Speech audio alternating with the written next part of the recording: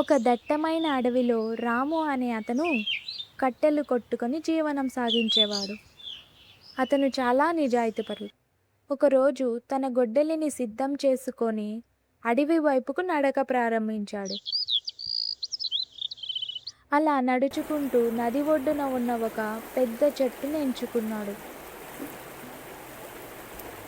అలా చెట్టుపైకి ఎక్కుతూ కొమ్మలను కొట్టబోయాడు. అలా కొమ్మలను కొడుతూ ఉండగా హఠాత్తుగా తన చెయ్యి జారి తన గొడ్డలి నదిలో పడిపోయింది. దానితో రాము బోరున ఏడవడం ప్రారంభించాడు.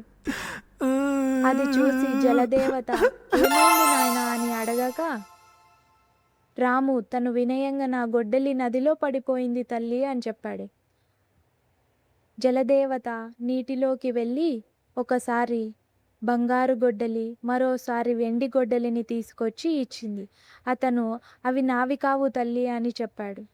దానితో చివరగా మరోసారి నదిలోకి వెళ్ళి తన ఇనుప గొడ్డలిని తీసుకొచ్చి ఇచ్చింది. దానితో రాము ఇదే తల్లి నా గొడ్డలి అని సంతోషంగా చెప్పాడు. రాము నిజాయితీకి జలదేవత చాలా సంతోషించి అతనికి మూడింటిని కూడా ప్రసాదించింది. దానితో రాము చాలా సంతోషించి ఆ మూడింటిని తీసుకొని ఇంటికి వెళ్ళిపోయాడు.